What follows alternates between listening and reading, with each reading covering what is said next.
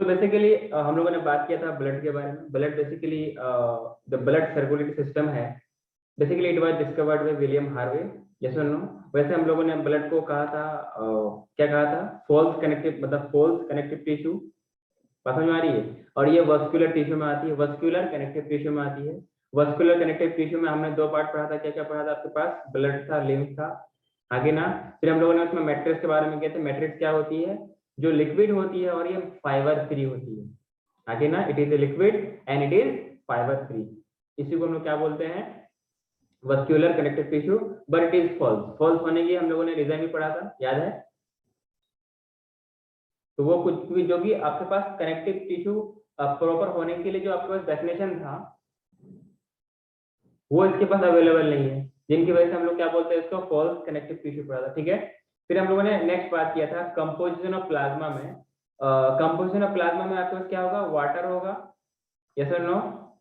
Water आपके पास कितना था? 92%, याद है? फिर हम लोगों ने नेक्स्ट बात किया था इसमें सॉलिड पार्ट। सॉलिड पार्ट आपके पास कितना था?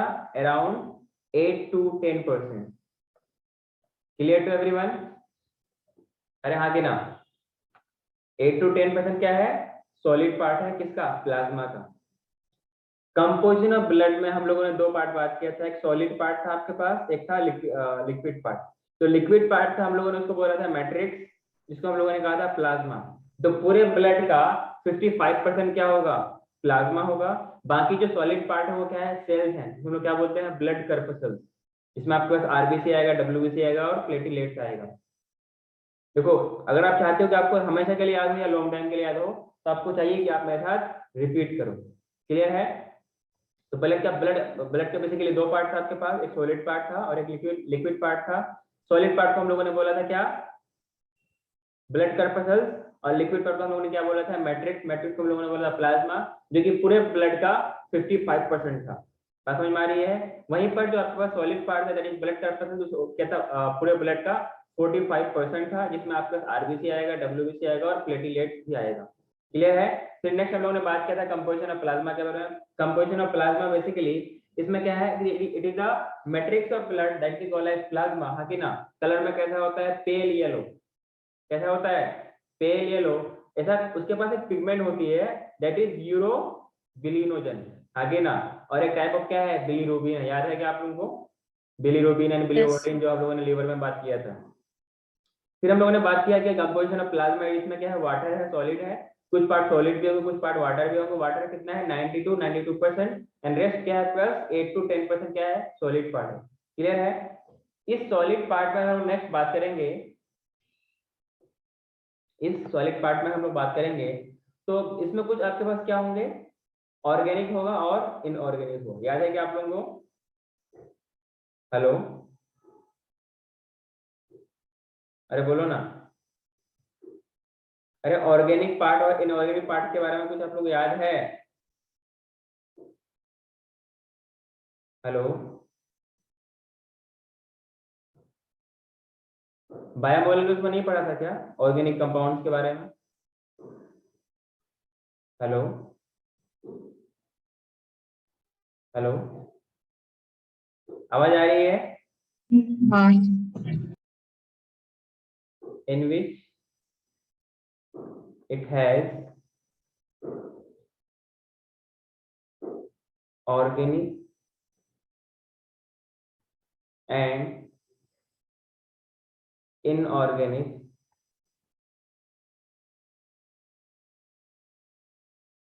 inorganic compounds are present.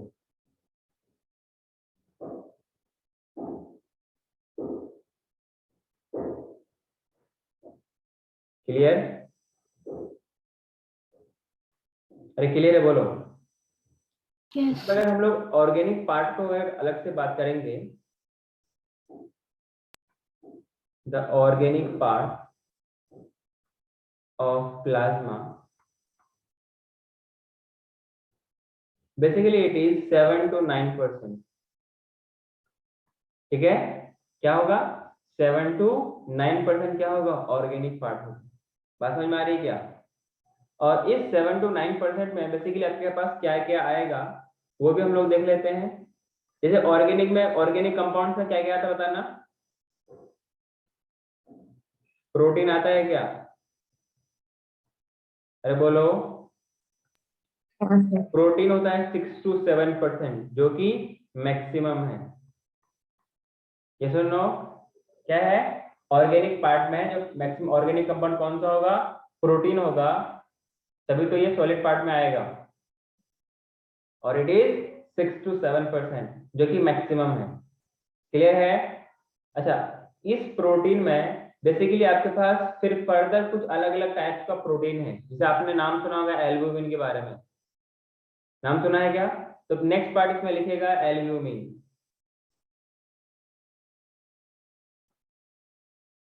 और ये कितना होता है? 4%, जो कि इनमें से मैक्सिमम एल्ब्यूमिन होगा। क्लियर है? इसमें कुछ पॉइंट्स में ऐड कर लीजिएगा। ये जो एल्ब्यूमिन है ना, जब आप लोग एग वगैरह को कंज्यूम कर रहे हैं तो वहां पर कुछ क्या होता है? एल्ब्यूमिन पार्ट होता है, कुछ यॉक होता है। यस और नो? हाँ, तो बेसिकली एल्ब्यूमिन जो है ये कहां पर सिंथेसाइज होगी? Basically it is produced and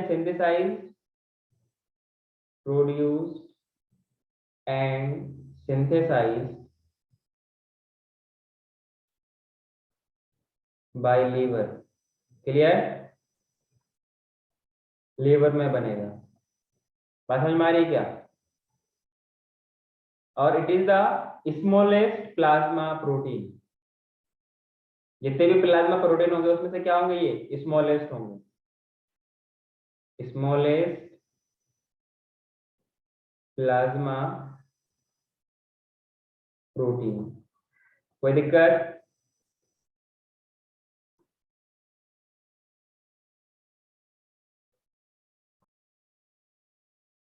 point ये लिखना है कि एक होता है आपके पास ब्लड कोलाइडल ऑस्मोटिक प्रेशर। क्या होता है? Blood colloidal osmotic pressure. Basically ये वो प्रेशर है, बेसिकली इसको हम लोग इन शॉर्ट बीकॉप बोलते हैं, BCOP, BCOP, blood colloidal osmotic pressure. ये जो प्रोटीन्स आपके ब्लड में प्रेजेंट होती है उनके वजह से, उसके कंसंट्रेशन की वजह से जो प्रेशर एग्जर्ट करते हैं, इनको बोलते हैं हम लोग क्या? बीकॉप, ब्लड कोलाइडल ऑस्मोटिक प्रेशर। इनका इफेक्ट से किस पे होता है? जो कैपिलरीज वगैरह होती है, किस पे? ब्लड कैपिलरीज होती है ना, फाइन फाइन जो कैपिलरीज होती है, fine fine tube that we call as capillaries, उसमें एक्सचेंज में ये हेल्प करता है और वाटर वगैरह को एब्जॉर्प्शन में हेल्प करता है। क्लियर है? ये जो एल्बुमिन है ये किस किस काम आएगा बताना। Responsible for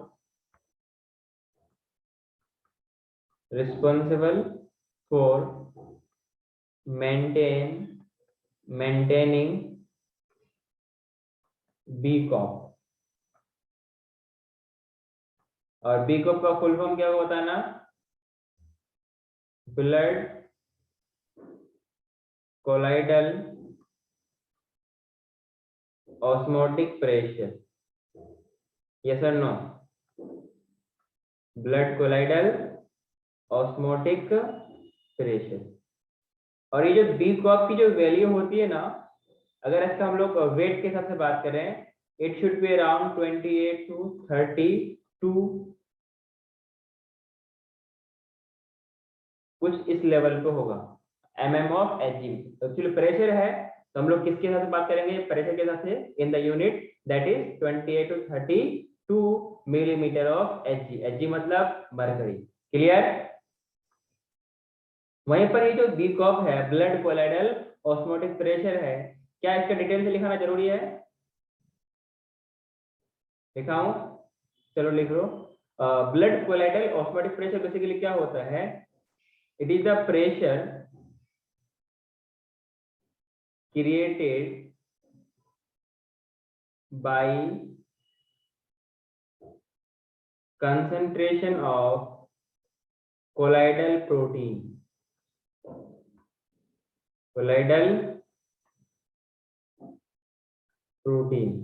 in blood। Clear? इसको क्या बोलते हैं हम लोग? बीकॉप बोलते हैं, ब्लड कोलाइडल ऑस्मोटिक प्रेशर बोलते हैं। क्लियर है क्या? इनके इफेक्ट्स कहाँ कहाँ होते हैं? its effects on capillaries, blood capillaries.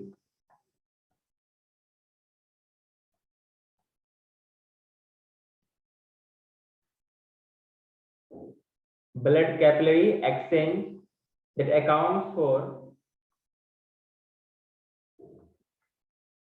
ये नीट में आपको पूछा नहीं जाएगा, is only for extra information, account for reabsorption of water. Clear?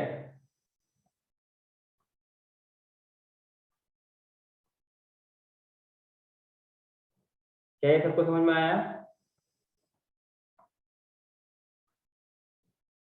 क्या ये समझ में आया? हाँ सर। Yes, sir. सिंपली आपको सिर्फ इतना याद रखना है कि जो एल्बुमिन प्रोटीन है, इनके अलावा कि it is produce and synthesize in liver and smallest plasma protein है, इनके अलावा आपको सिर्फ इतना याद रखना है कि रिस्पॉन्सिबल फॉर मेंटेनिंग बीकॉक, और बीकॉक क्या होती है? ब्लड कोलाइडल ऑस्मोटिक प्रेशर होती है।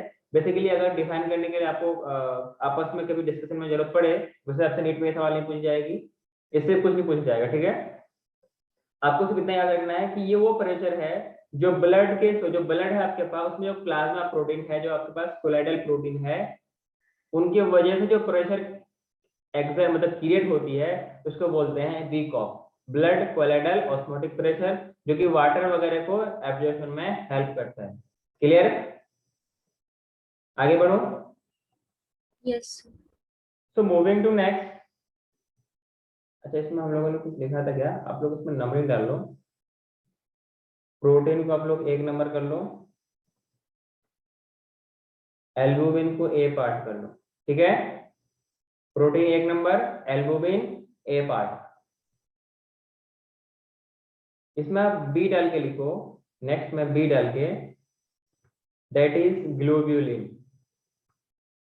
Globulin, clear? परसेंटेज के हिसाब से इट इज 2 to 2.5%। परसेंटेज के हिसाब से it is from 2 to 2.5%। Clear है? अगर हम लोग रेशियो की बात करें एल्बुमिन और ग्लोब्यूलिन के बारे में, इसके बारे में, ratio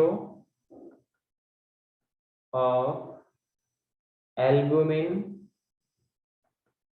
and globulin, that is globulin, that is 2:1 के रेशियो में होता है।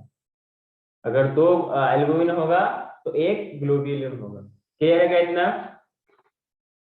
बोलिए। अरे क्लियर है सबको? Yes sir.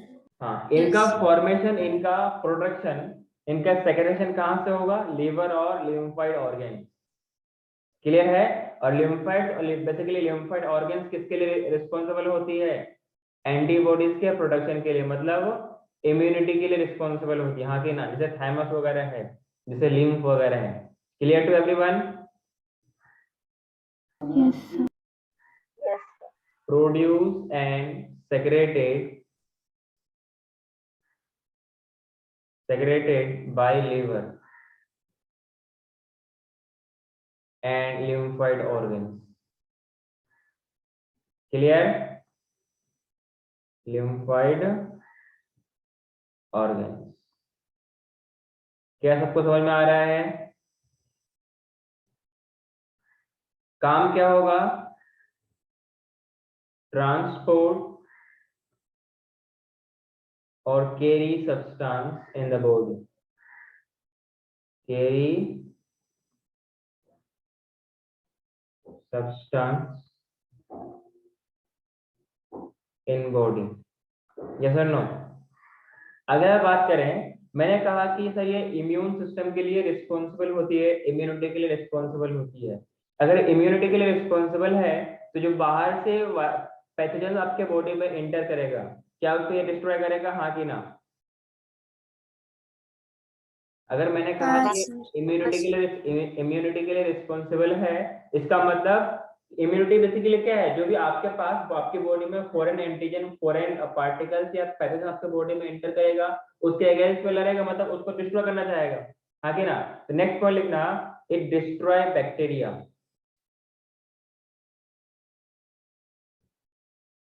Bacteria, virus and toxic substance they produce.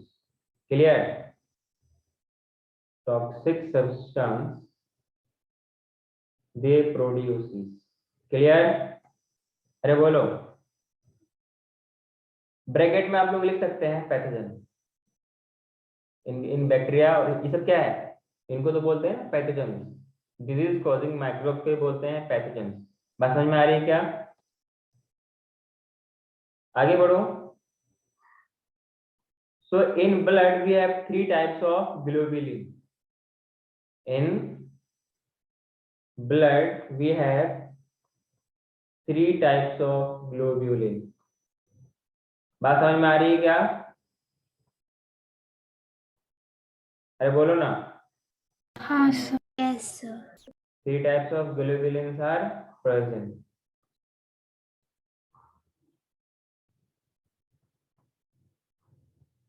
कोई दिक्कत है किसी को? याद होगा, आपने कभी नाम सुना होगा अल्फा ग्लोब्यूलिन, बीटा ग्लोब्यूलिन, हाँ कि ना, और गामा। नाम सुना है क्या सब?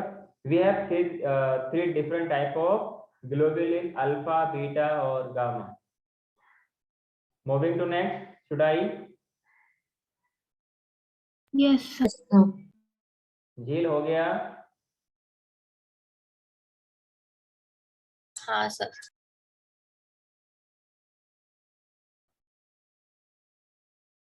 इसमें हम लोग पहला बात करेंगे, हम लोग किसके बारे में? Alpha globulin.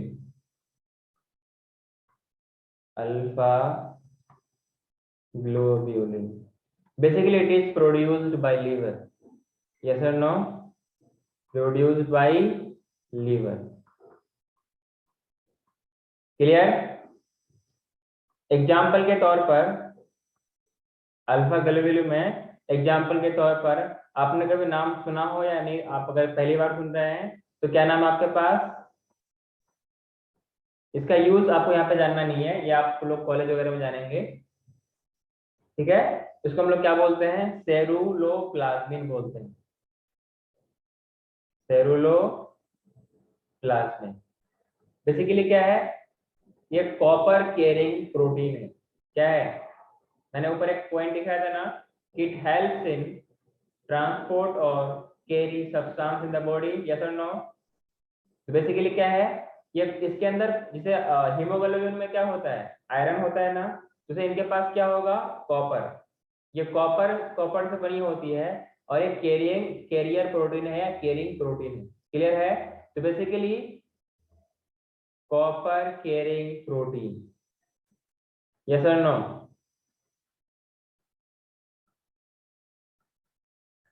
अरे बात समझ में आई क्या? हाँ सर। हाँ सर। Yes. तो दूसरा टाइप है that is beta.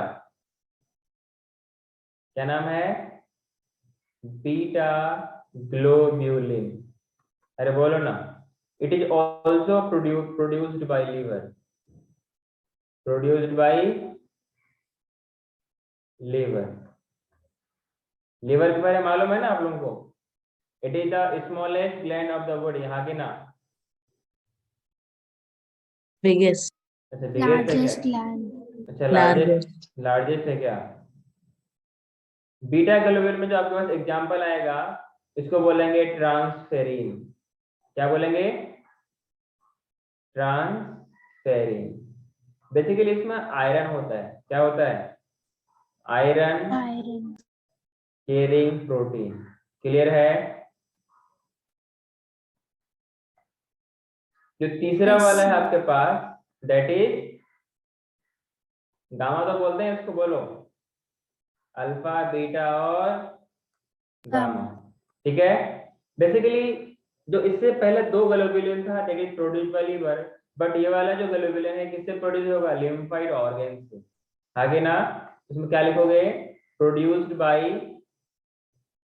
lymphoid organ.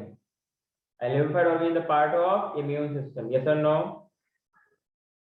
Lymphoid organs. Clear है क्या?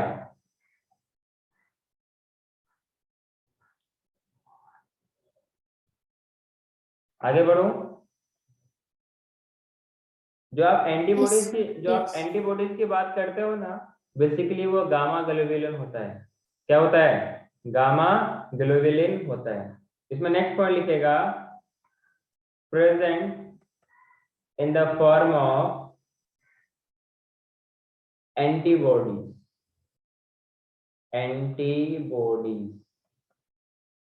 मतलब जो फॉरेन जो ऑर्गेनिज्म होंगे उनके अगेंस्ट काम करेगा। हमारे बॉडी अगेंस्ट में, उन ऑर्गेनिज्म के, उन पैथोजन के अगेंस्ट में, तुम लोग क्या बोलेंगे उनको? एंटीबॉडीज। इन शॉर्ट इनको हम लोग एबी लिखते हैं। शॉर्ट में क्या लिखते हैं? एबी लिखते हैं। जिसका काम क्या होता है?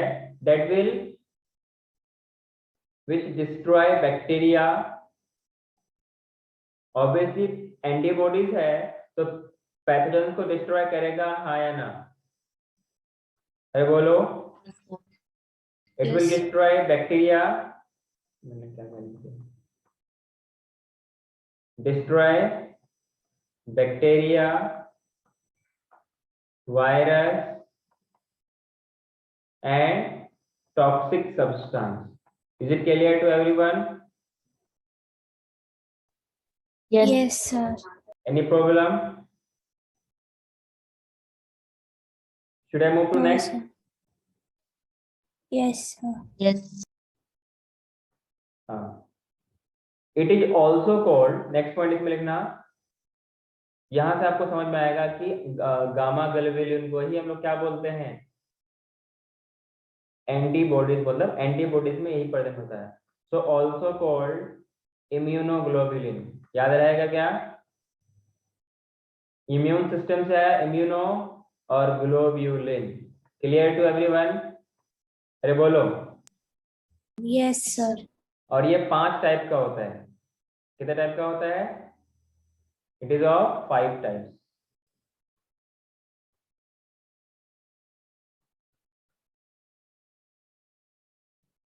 अगर 5 टाइप का है तो कुछ याद करने का तरीका भी तो होना चाहिए यार। बोलो हाँ या ना। 5. तो याद करने के लिए आपको इन शॉर्ट क्या रखना है? जो लोग होते हैं स्वार्थ लोग जो होते हैं, जैसे अपने पास है एक बच्ची का नाम मैं नहीं ले रहा, वो तो खुशी तो दे नहीं सकते हैं पर क्या देते हैं? गम देते हैं। चलो अगर गम भी देते हैं, गम भी अगर देते हैं तो उसको याद करने का हम लोग तरीका बनाते हैं। तो आपको याद रखना है गम दे। क्या रखना है? गम दे। यूं समझो आप उससे खुशी तो नहीं, गम मांग रहे हो। क्यों मांग रहे हो? क्योंकि आपको ये 5 के 5 एंटीबॉडीज को आपको याद रखना है। तो आपको याद रखने के लिए अच्छा, इम्यूनो जो ग्लोबुलिन है ना, इन शॉर्ट में हम लोग इसको लिखते हैं आईजी। आईजी का मतलब क्या है? अरे आईजी, Immunoglobulin. हाँ आईजी का मतलब है इम्यूनोग्लोबुलिन। क्लियर है? और ये आपके पास अलग अलग टाइप का होगा। ठीक है? अलग अलग टाइप में हम लोग पहला बात करेंगे इसमें, पहला हम लोग बात करेंगे इसमें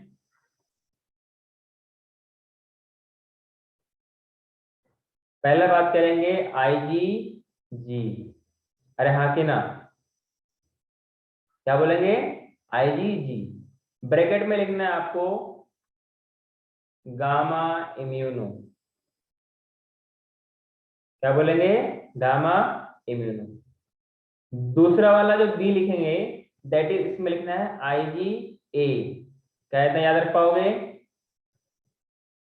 अरे बोलो। इसको हम लोग लिखेंगे अल्फा इम्यूनोग्लोबुलिन।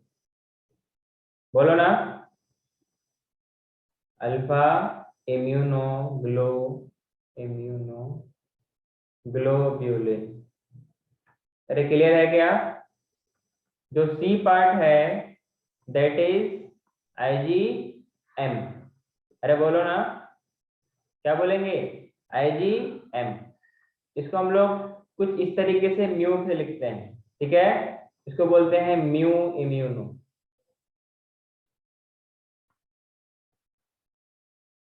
जो आपके पास डी पार्ट है दैट इज आईजीडी। कहते हैं, याद रहेगा? बोलो। इसको बोलते हैं डेल्टा इम्यूनो। अरे क्या बोलते हैं? Delta immuno. अगला जो लास्ट है दैट इज आईजी ई। अरे क्या है, आईजी ई। इनको हम लोग बोलते हैं ईटा। आपने पढ़ा है क्या ईटा के बारे में? ये ई नहीं है, ईटा है। Yes, sir. हाँ सर। ईटा इम्यूनो। तो खैर ये इतना इंपॉर्टेंट, ये लास्ट लाइन उतना इंपॉर्टेंट नहीं है जितना कि आपको ये सारा नाम ही इंपॉर्टेंट है। क्या आप लोग याद रख पाओगे इसको? Yes sir.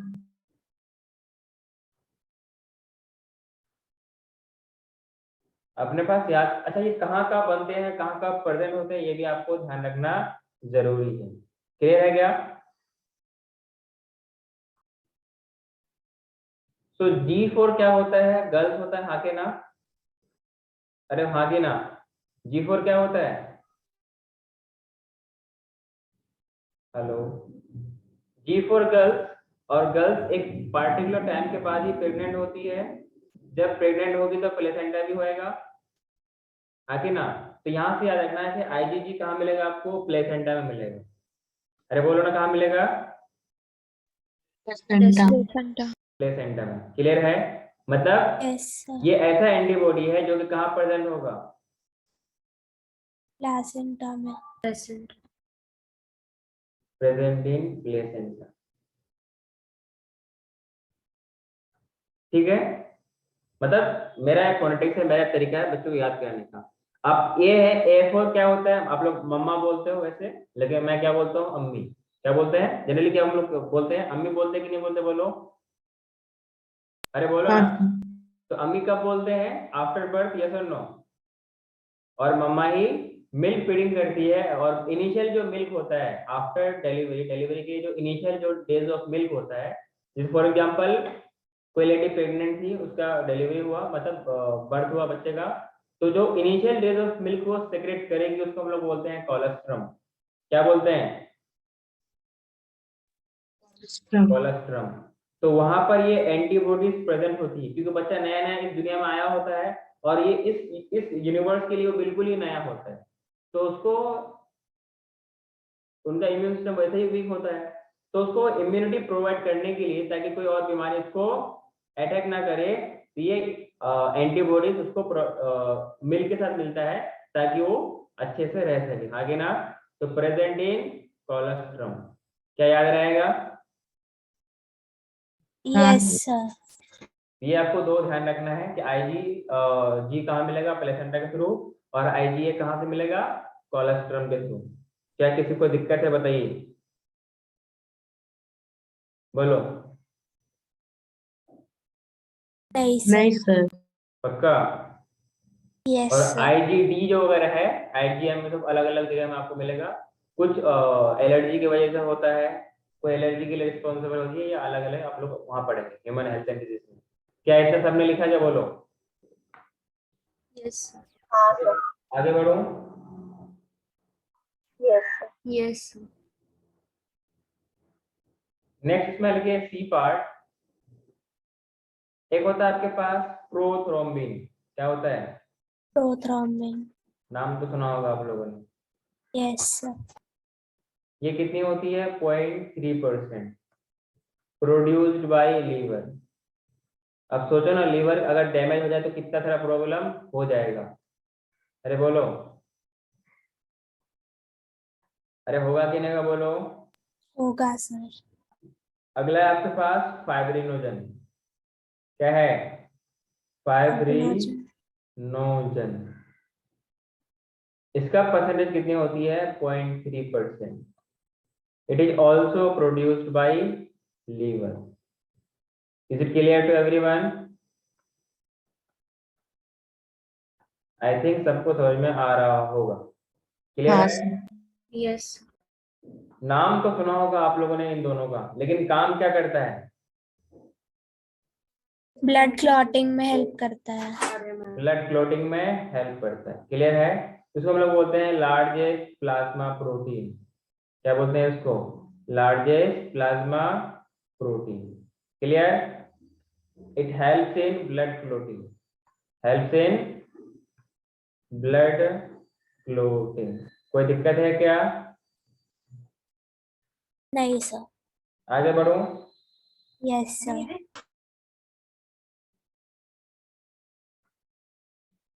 Moving to next topic लिखिए ब्लड कॉर्पसेस। क्या लिखिएगा? ब्लड कॉर्पसेस मतलब blood cells. Is it clear? Blood corpuscles, इनको हम लोग सेल्स भी बोल सकते हैं। अरे बोलो यार, क्या बोल सकते हैं? ब्लड कॉर्पसेस या blood cells? Any problem? No, sir. ओ सर। ब्लड कॉर्पसेस और इधर सेल्स। ब्लड कॉर्पस से पहले हम लोग बात करेंगे किसके बारे में? आरबीसी के बारे में। आरबीसी का मतलब फुल फॉर्म सबको मालूम होगा, that is red blood cells. क्या सबको मालूम है या बताना पड़ेगा? हेलो, पता है। पता है। ये छोटी छोटी बातें आपको पता होना चाहिए।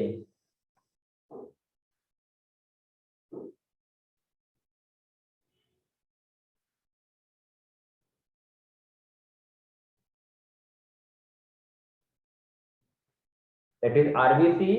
और अच्छा, इसको हम लोग दूसरे नाम से भी जानते हैं। किस नाम से? एरिथ्रोसाइट्स। Do you know? अरे Yes, बोलो sir. ना। यस। एरिथ्रोसाइट्स मतलब आरबीसी। अच्छा, डब्ल्यूबीसी का दूसरा नाम बोलिएगा। ल्यूकोसाइट्स। ल्यूकोसाइट बोलते हैं, ठीक है। अच्छा बताइए, आरबीसी बनता कहाँ है? Bone marrow of long bones. Bone marrow बनता है ऑफ लॉन्ग बोन। और क्या बनता है? और वो इन्फेंट्स में स्प्लीन में भी बनता है। स्प्लीन में बनता है। और सर नहीं मालूम ना। चलो कोई नहीं, आगे देखते हैं। बेसिकली जो एरिथ्रोसाइट्स है, मतलब जो आपके पास आरबीसी है, ये आपके पास लीवर में भी बनता है, प्लेसेंटा में भी बनता है ड्यूरिंग एम्ब्रायनिक स्टेज। बट जब वो एडल्ट केस में पहुंच जाता है तो फिर कहाँ बनता है? बोन मैरो कौन सा? बोन मैरो भी दो टाइप का होता है, रेड बोन मैरो और येलो बोन मैरो। तो रेड में बनता है या येलो में बनता है? बोलिए। RBC red bone marrow.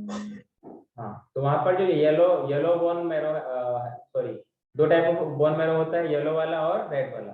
तो आरबीसी कहाँ बनता है? जितने भी आपके कॉर्पसेल्स हैं, ये रेड बोन मैरो में ही बनता है। क्लियर है? इसका कुछ ना कुछ ऑब्वियसली सेल है। ये क्या है? सेल है, लेकिन जिनके पास न्यूक्लियस नहीं होती। मैच्योर्ड आरबीसी में न्यूक्लियस नहीं होती। अब अपन लोग अपना न्यूक्लियस की बात नहीं कर रहे हैं, सेल वाला न्यूक्लियस की बात कर रहे हैं, ठीक है। इसमें वो न्यूक्लियस इन मेच्योर कंडीशन में नहीं होती, लेकिन अर्ली स्टेज में उनके पास न्यूक्लियस होती है due to increase the surface area, ताकि ज्यादा से ज्यादा उसमें हेमोग्लोबिन आ सके और ऑक्सीजन से बाइंड कर सके। इसलिए उनके पास क्या नहीं होती है? न्यूक्लियस को हटा दिया जाता है। और कुछ जो मेजर सेल ऑर्गेन्स है वो भी इनके पास नहीं होती। तो पहला पॉइंट क्या लिखेगा? जो आपके पास मैमल्स की जो आरबीसी है, इसका मैमेलियन आरबीसी। सर सर, आप इनऑर्गेनिक पार्ट नहीं लिखा रहे प्लाज्मा। हाँ sir. so in organic part of plasma we have chloride ions, we have bicarbonate, we have phosphate ions, we have sulfate of sodium, then फिर potassium ions, calcium ions, magnesium, etc. So all these are present in the as a inorganic part of the plasma. Clear है? So moving to next, हम लोग बात कर रहे थे mammalian RBC के बारे में। तो मैमेलियन आरबीसी, अगर इसका हम लोग शेप की बात करें तो बेसिकली क्या होता है? कुछ कहीं पे सर्कुलर भी होती है, पर मैमेलियन आरबीसी की बात करेंगे तो कैसा होता है बताइए? It is biconcave. आगे ना, यस सर। बाइकनकेव तो मालूम है आप लोगों को। ये बताना पड़ेगा। जब आप आरबीसी का शेप को देखोगे ना, वैसे बेसिकली बाइकनकेव कैसा होता है, कुछ ऐसा होता है क्या? अरे बोलो। Yes sir. तो कुछ आपके पास ये जो बाइकनकेव होती है कुछ इस टाइप से हो जाती है,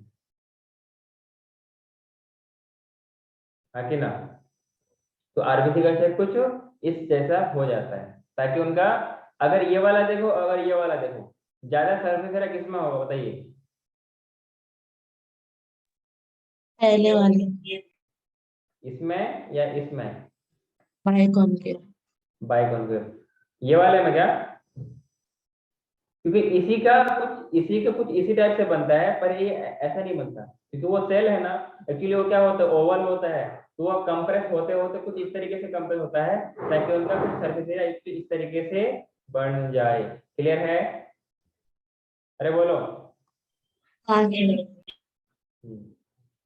तो इट इज बेसिकली जो मैमेलियन आरबीसी होती है बाइकॉनकेव होती है, सर्कुलर होती है, और न्यूक्लिएटेड या इन्यूक्लिएटेड? Enucleated. इन्यूक्लिएटेड मतलब न्यूक्लियस को एग्जिट करवा दिया गया, ठीक है? मतलब इसको हम लोग क्या बोलते हैं, नॉन न्यूक्लिएटेड, आगे ना।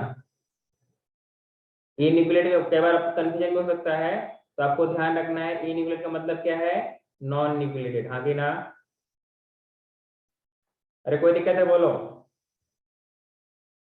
इसमें आपको एक पॉइंट ध्यान से लिखना है कि at the time of origin, जब ये बनता है, at the time of origin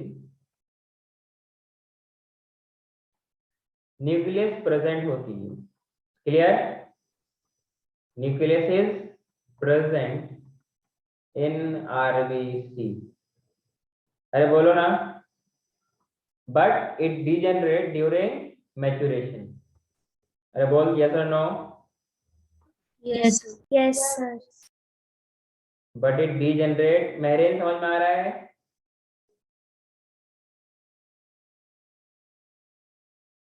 Mehreen हाँ सर. एक बार में सुना नहीं पड़ता है क्या? Maturation, during maturation process. इसका रीजन भी हुआ क्या है, ताकि मैक्सिमम सरफेस एरिया किसके लिए अवेलेबल हो, हीमोग्लोबिन के लिए हो, ताकि उससे मैक्सिमम ऑक्सीजन बाइंड कर सके। बात समझ में आ रही है क्या? और इसके पास जो माइटोकॉन्ड्रिया है वगैरह, जो अदर ऑर्गेन्स वगैरह है, इनके पास नहीं होती है, इसीलिए इसका फॉर्मेशन कहीं और होती है। साइट ऑफ क्या बोलते हैं, सेल डिवीजन के लिए कौन रिस्पॉन्सिबल होता है, कौन सा सेल ऑर्गेनेल? सेंट्रियोल्स वगैरह, वो भी प्रेजेंट नहीं होता, मतलब majority of the cell organelle इनके पास एब्सेंट होती है। Is it clear to everyone? हाँ सर। आगे बढ़ो। हाँ सर.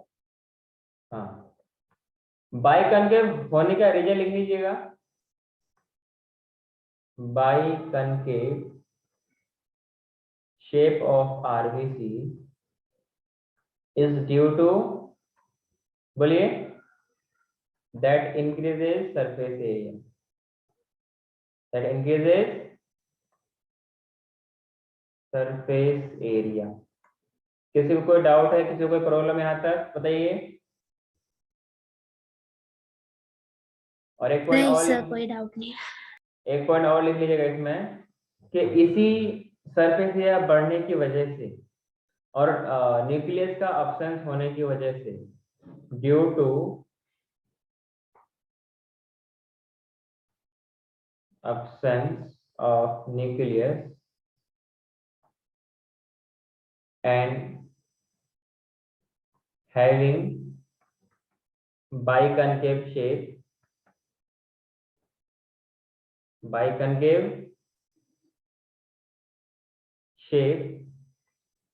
more hemoglobin, HB का मतलब समझ जाओगे क्या?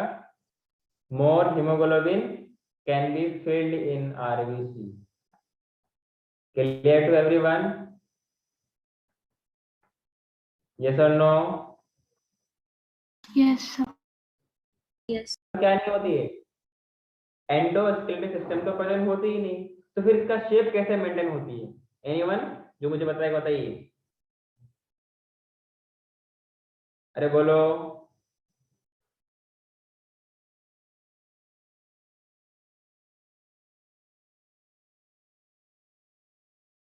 नहीं मालूम? नहीं सर। बेसिकली अगर हम लोग इसका जो अच्छा वहां पर आपने नाम सुना होगा गर्ल सिस्टम, याद है ना? GERL, लाइसोजोम था, और एक वैक्यूल्स था, गोल्जी कॉम्प्लेक्स था, एंडोप्लाज्मिक रेटिकुलम था कि नहीं था? जिसको हम लोग गर्ल्स GERL गर्ल सिस्टम में पढ़ा था। तो यहाँ पर जो इसके पास बेसिकली मैंने क्या बोला कि एंडोप्लाज्मिक रेटिकुलम मतलब कि maximum most of the cell organism इनके पास एब्सेंट होती है, तो इनका कहीं ना कहीं शेप मेंटेन तो होगी ना, ऐसा ना हो कि किधर मंतर चिपक जाए और रप्चर हो जाए, है ना? लेकिन इनका एंडो स्केलेटल सिस्टम एब्सेंट मतलब कि वो जो एंडोप्लाज्मिक रेटिकुलम है इनका नहीं होने का रीजन भी है क्योंकि इनको ना बहुत सारे पतले पतले फाइन कैपिलरीज से पास होना पड़ता है। अगर उसके पास वो अगर एंडोस्केलेटल सिस्टम एंडोप्लाज्मिक रेटिकुलम से बना होता तो वो हर जगह से पास नहीं हो पाता। अरे हाँ कि ना? जैसे आपके बॉडी में कोई माइक्रोब्स इंटर करता है तो बेसिकली क्या करता है वो, ऐसा नहीं कि आपको पूरा लीवर में जाके उसको अटैक करेगा, जहां पर भी उसको अटैक मौका मिले वो जो भी आपके पास सेल्स वगैरह है वो आपके आरबीसी के जो ब्लड कैपिलरीज है, जो ब्लड वेसल्स है, उनको पियर्स करके वो उसके ब्लड वेसल्स के बाहर आके तब उस पर हमला करेगा, फिर उसको डिस्ट्रॉय करने की कोशिश करेगा। क्लियर है? इसमें नेक्स्ट पॉइंट लिखेगा इन आरबीसी। अच्छा यहाँ पे एक पॉइंट लिखा था ना कि camel and lemma, these are the mammals which have biconvex as well as oval shaped RBC. इनके पास बाइकनवेव नहीं होती और सर्कुलर नहीं होती। हाँ काकड़े जी, सब ठीक है? पास। तो मैंने क्या बोला, in RBC endoplasmic reticulum absent होती है, एंडोप्लाज्मिक रेटिकुलम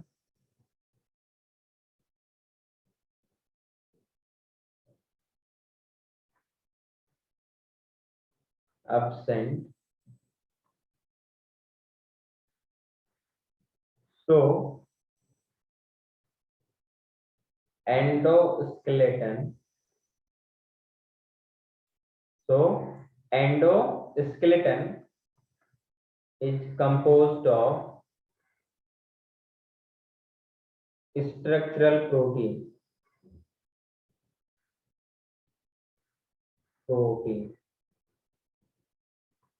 ठीक है, फैट्स वगैरह एंड कोलेस्ट्रॉल।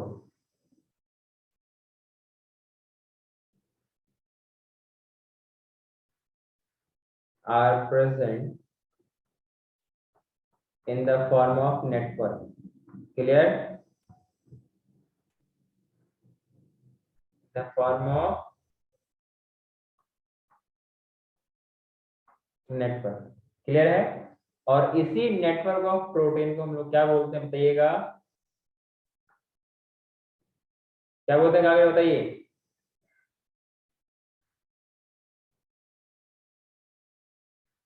आपको तो मालूम होगा ना, उसको बोलते हैं स्ट्रोमेटिन। क्या बोलते हैं इसको?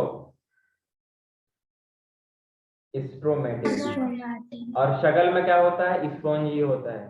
अरे तभी तो आरबीसी कहीं पे भी निकल जाता है, इतना वो स्पॉन्जी होता है, किसी भी कैपिलरीज को पियर्स छेद करता है वो बाहर निकल जाता है, और जो भी वहां पे जो भी इंफेक्शन वगैरह है वहां पर उसमें हेल्प करके उसको डब्ल्यू के साथ उसको खत्म करता है। क्लियर है? अरे बोलो ना, यस सर। कोई दिक्कत? नहीं सर। हाँ, और ये जो क्या बोला मैंने? स्ट्रोमेटिन लिखा ना? Yes sir. स्ट्रोमेटिन जो कि नेचर में कैसा होता है? स्पॉन्जी होता है, which is a spongy skeleton.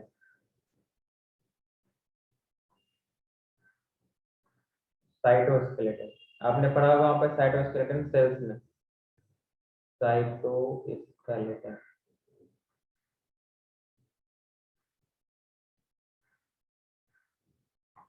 Clear है क्या सबको यहाँ तक?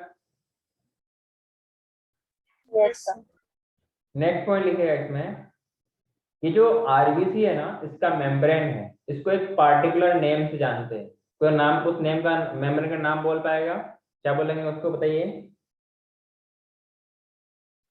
बोलो।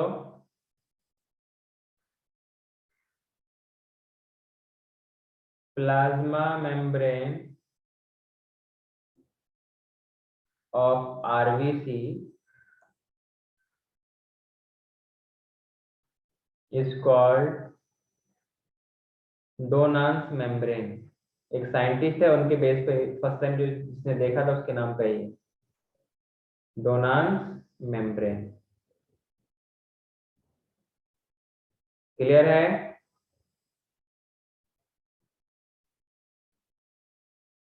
अरे बोलो, Yes. कोई दिक्कत? No,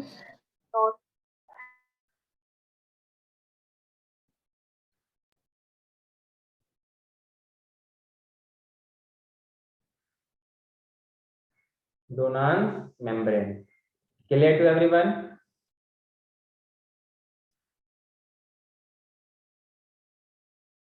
मैं लिखा इससे रहा था क्योंकि जो मेम्ब्रेन है ना, बहुत हाईली परमेबल होती है कुछ आयंस, जैसे कि मैंने कुछ पढ़ा ना इनऑर्गेनिक कंपोनेंट्स के बारे में, तो उसके लिए हाईली परमेबल होती है। इसमें कंटिन्यू करके लिखिएगा, हाईली परमेबल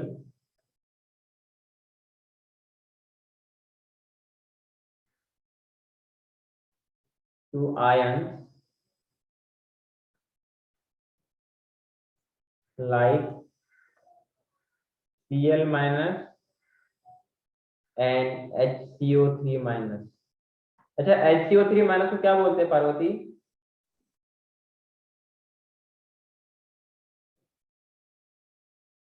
बोलो। अरे HCO3 आयन को क्या बोलते हैं? अच्छा, HCO3 कहाँ से आया? क्या दोबारा बोलिए। बाइकार्बोनेट आयन, ये बोला क्या? अरे H2CO3 क्या होता है? कार्बोनिक एसिड होता है, हाँ कि ना? और इससे क्या बनेगा? Bicarbonate ion. Bicarbonate. क्लियर है क्या? Yes, sir. कोई दिक्कत? And it is impermeable to positively charge, जैसे कि impermeable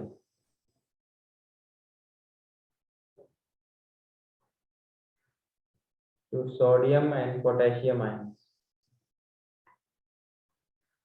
clear?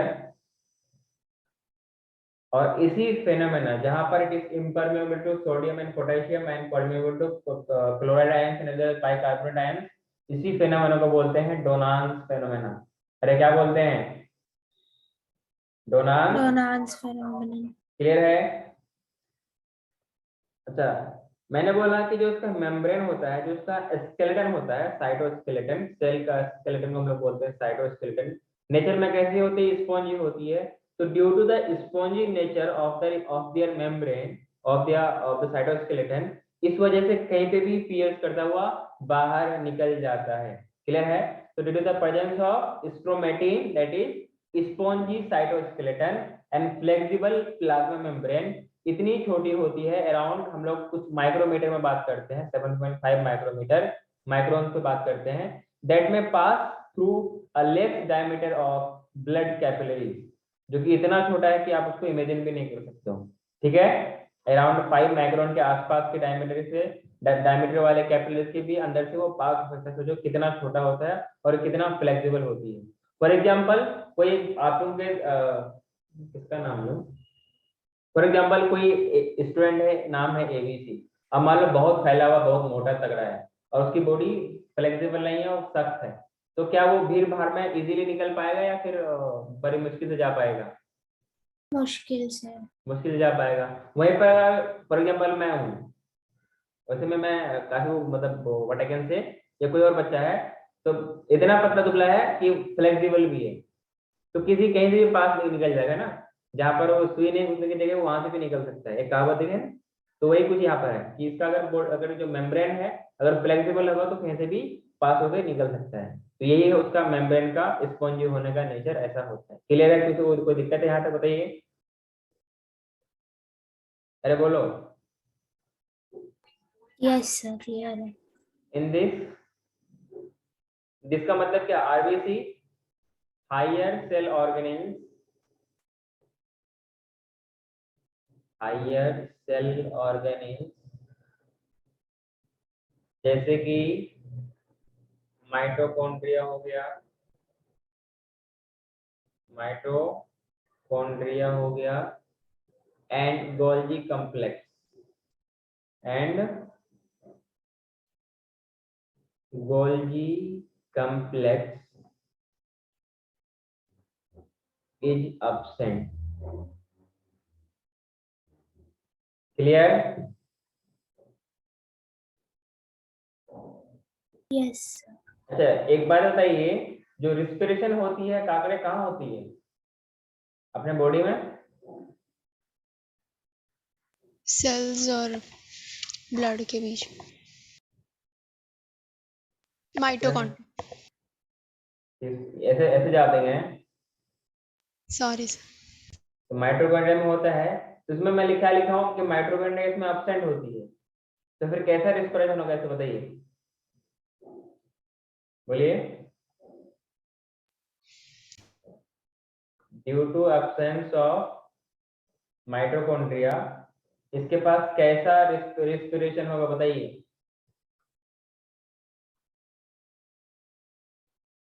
Anyone?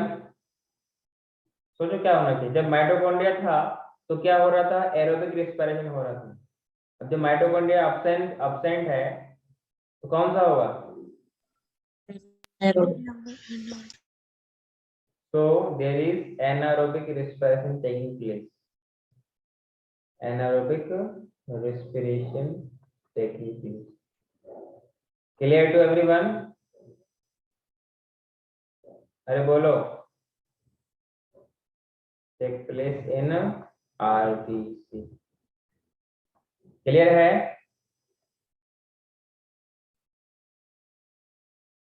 I think आप लोग का फोटोसिंथेसिस हो गया क्या? नहीं रेस्पिरेशन भी नहीं हुआ होगा, जो प्लांट वाला रेस्पिरेशन है, ठीक है। नहीं तो वहां पर आप लोग कुछ पढ़ेंगे क्रेब्स साइकिल के बारे में। क्या पढ़ेंगे? नाम तो सुना होगा आप लोगों ने क्रेब्स साइकिल के बारे में, ठीक है। ग्लाइकोलाइसिस प्रोसेस होता है, ये भी हम लोग पढ़ेंगे, तो ठीक है। ये जो आपके पास आरबीसी है, ये जो आपके पास आरबीसी है, इनके पास ग्लाइकोलाइसिस के लिए एंजाइम तो होती है, लेकिन क्रेब्स साइकिल इसमें नहीं हो पाता, क्योंकि उसके लिए जो एंजाइम रिस्पॉन्सिबल होती है। सर एक मिनट लास्ट लेक्चर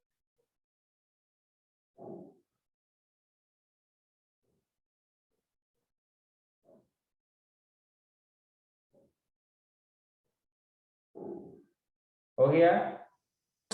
हाँ सर तो नेक्स्ट वर्ड लिखेगा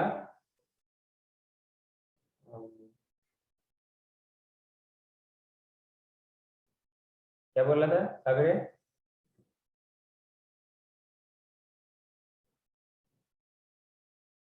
क्रेब्स साइकिल। हाँ, Krebs cycle. So enzyme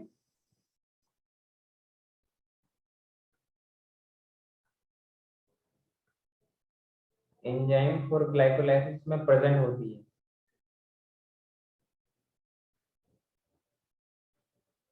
Glycolysis is present, but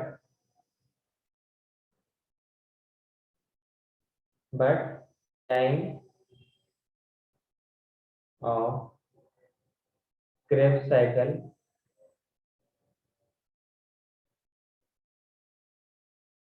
is absent. ठीक है, इसीलिए क्रेब्स साइकिल इसमें नहीं हो पाता। अच्छा, आपने नाम सुना होगा ब्लड ग्रुपिंग, यस और नो? Yes, sir. एंटीजन दो टाइप का होता है, focus on the class. Enzyme sorry antigen दो टाइप का होता है, क्या करें कौन कौन से टाइप का?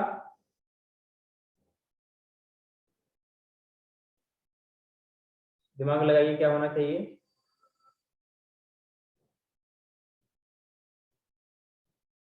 मुंह मत बनाइए, आंसर दीजिए।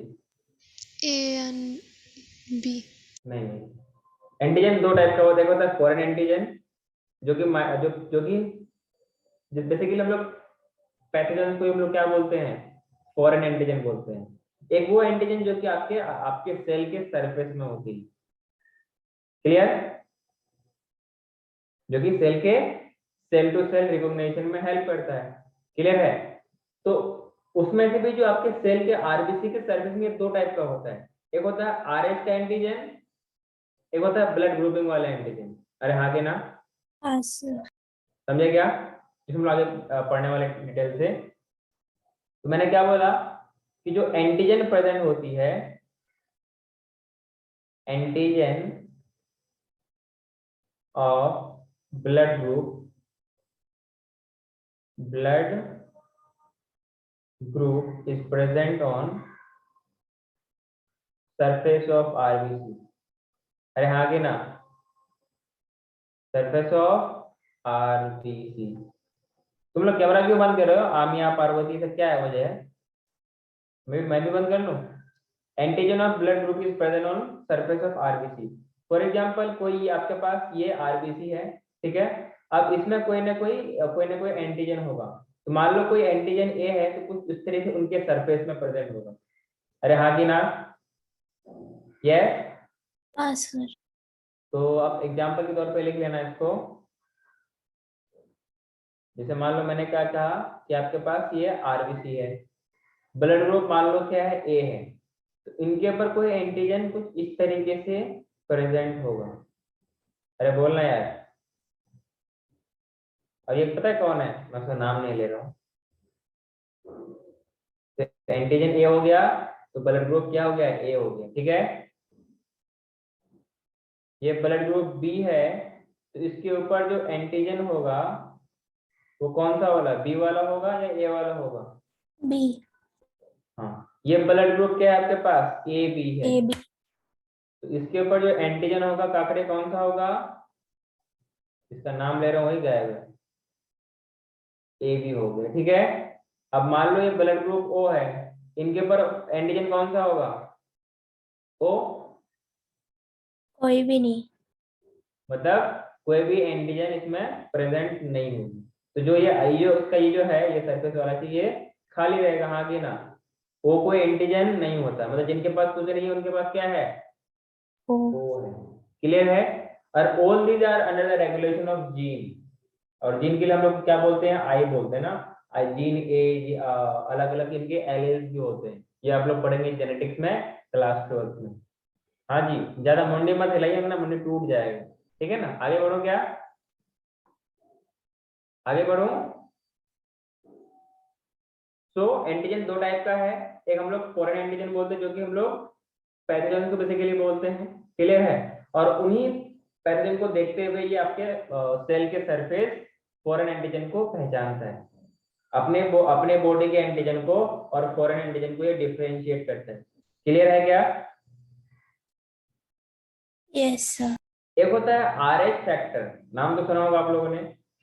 अरे हाँ जी, तो अगर उसका भी एंटीजन प्रेजेंट होगा, वो पता है कहां पर होगा, फिर बताइए, वो भी आरबीसी के सरफेस में ही प्रेजेंट होगा। इसमें लिखिएगा इफ, देखो सब में आरएच प्रेजेंट नहीं होता, जिसमें होता है उसको पॉजिटिव बोलते हैं, जिसमें नहीं होता तो क्या बोलते हैं कागड़े? तो सवाल पूछना ही बेकार है, जिसके पास होता है उसको बोलते हैं पॉजिटिव, जिसके नहीं होता तो क्या बोलते हैं, नेगेटिव, Negative. ठीक है ना। तो इफ आरएच एंटीजन प्रेजेंट है, if RH antigen is present,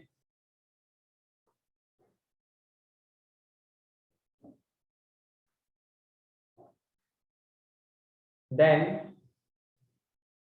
it is also found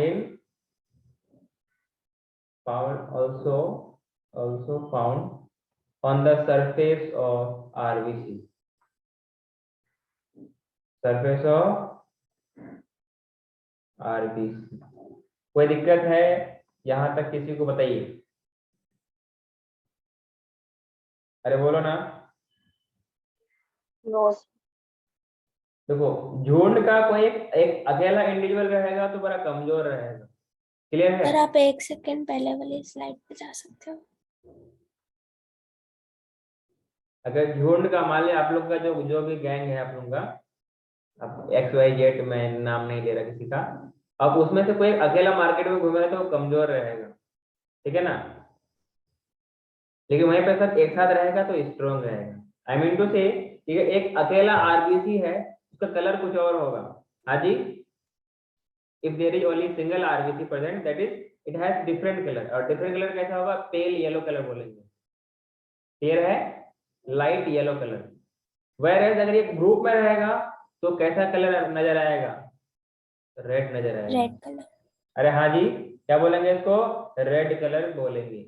ठीक है, नेक्स्ट में लिखेगा अगर सिंगल आरबीसी आप देख रहे हो, इफ सिंगल आरबीसी अगर आप देख रहे हो that is pale yellow in colour. बोलते ना चेहरा फीका पड़ गया, पेल जैसा हो गया, मतलब लाइट येलो कलर। अरे यही तो होता है पेल का मतलब। ये पाले नहीं है, ये पेल है, पेल येलो कलर। हाँ कि ना?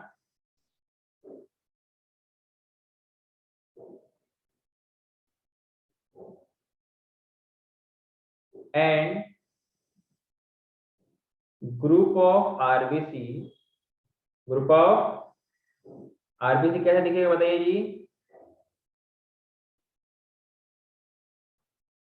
Red colour. That will appear red in color. Yes or no?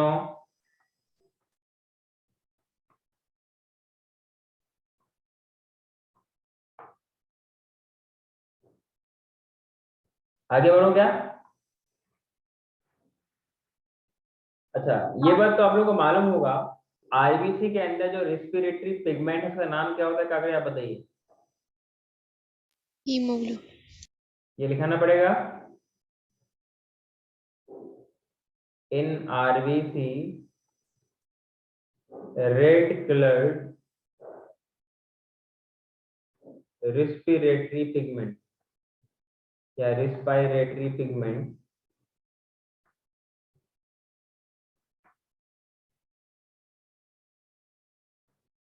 that is HB मतलब हीमोग्लोबिन इज प्रेजेंट। HB का मतलब क्या है? हीमोग्लोबिन। और हम लोग हर एक आरबीसी की अगर बात करें, क्या बात करें? हर एक आरबीसी की अगर बात करें तो in each RBC there are, जो नाम है जो नंबर मैं बोलने जा रहा हूँ, कुछ बच्चे सुन के बेहोश भी ना हो जाए, बेहोश नहीं होना है, ये फैक्ट है कि about 26 crore molecules of haemoglobin present होते हैं। अब सोच हीमोग्लोबिन कितना बड़ा हो, 26 करोड़, मतलब समझ रहे हैं कितना मिलियन? अरे हर एक आरबीसी में अराउंड 26 करोड़ ऑफ हीमोग्लोबिन एक आरबीसी में? हाँ, एक आरबीसी में। अब सोचो हीमोग्लोबिन कितना बड़ा होगा, मतलब आई मीन तो से छोटा, समझ क्यों नहीं मेरी बातों को? अरे हाँ जी, एक आरबीसी में कितना हीमोग्लोबिन, क्योंकि हीमोग्लोबिन कहाँ प्रेजेंट होती है? आरबीसी के अंदर ना। अरे तभी तो सारे के सारे उसके ऑर्गेन्स हटा दिए हमने। अब सोच हीमोग्लोबिन कितना छोटा होगा। मेरा कहने का मतलब ये था, आप लोग समझ ही नहीं पा रहे हो, इतने दिन से पढ़ रहे हो, मेरी बातों को नहीं समझ पा रहे हो, फिर क्या फायदा? नहीं सर समझ गई थी। तो सोचो आप, वैसे भी तो सेल कितना छोटा है, अब उसके उसमें कितना है? 26 करोड़ है। अरे एग्जैक्ट बोला जाए तो अराउंड 26.5 है। समझ गया? तो कितना छोटा होगा हीमोग्लोबिन और कितना बड़ा होगा आपके पास आरबीसी? इतना बड़ा है कि काफी आराम से नेकेड ऐसे देख लेती है। हाँ जी, मतलब नहीं देख सकती क्योंकि वो बहुत छोटा होता है ना। देखने के लिए हमें क्या लगाना पड़ेगा? अच्छा वाला माइक्रोस्कोप लगाना पड़ेगा। बात सबको समझ में आई? और अगर हम लोग इसका हीमोग्लोबिन का वेट की बात करेंगे तो अराउंड इट इज 67,000 डाल्टन। चाहो तो आप लोग लिख लो। In each RBC 26.5 crores molecule of HB are present। कोई दिक्कत? MWT का मतलब समझ जाओगे, molecular weight of each molecule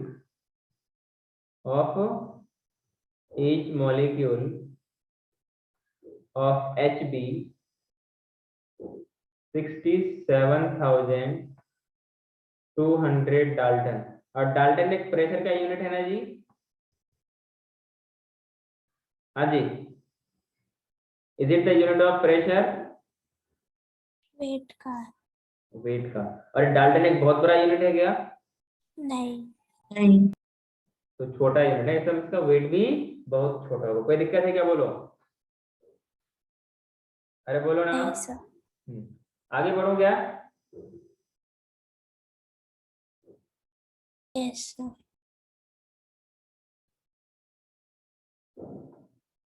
अगर हम लोग आरबीसी की बात करें ना, Show the last slide. Okay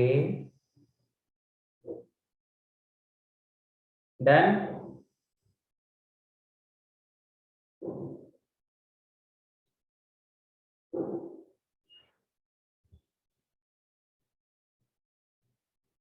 Done sir. तो लिखिएगा composition of RBC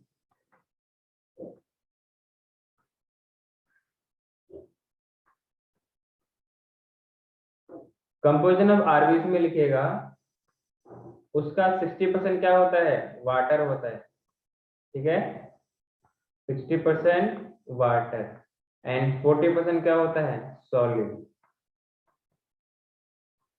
clear? Yes sir. हाँ, जो आरबीसी होता है ना, जो आरबीसी होता है, अगर उसका पूरा कंस्टिट्यूट करके बात कीजिएगा तो पूरे एक आरबीसी का जो वेट होगा ना, उसका 36% weight is contributed by haemoglobin. समझा? हाँ सर। तो मैक्सिमम तो वही परसेंट हुआ। अगर इस आरबीसी को आप ड्राई अप कर लीजिएगा, मतलब सुखा लीजिए, ड्राई अप मतलब सुखाना होता है ना, तो जो पूरा का पूरा आरबीसी का वेट होगा ना, उसका 90% वेट किसका होगा? हीमोग्लोबिन का। अरे बात समझ में आ रही है? तो जो हीमो है, तो हीम 2 वर्ड से आया है। हीम किससे आया है? 2 वर्ड, हीमोग्लोबिन। इसमें एक वर्ड है हिम, दैट इज हेम, और दूसरा वर्ड क्या है बताइए? ग्लोबिन। ग्लोबिन। तो ये हेम, जो हेम है ना, वो 5% होती है, ग्लोबिन कितनी होती है? 95%। और ये एक प्रोटीन पार्ट होता है। कौन सा पार्ट होता है? प्रोटीन। प्रोटीन से बना होता है। और हेम तो क्या है? आयरन।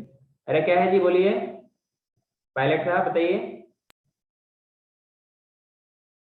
क्या है? पायलट बताइए, हेम क्या है? एक आयरन आयरन मतलब क्या? बेसिकली हेम मतलब क्या होता है?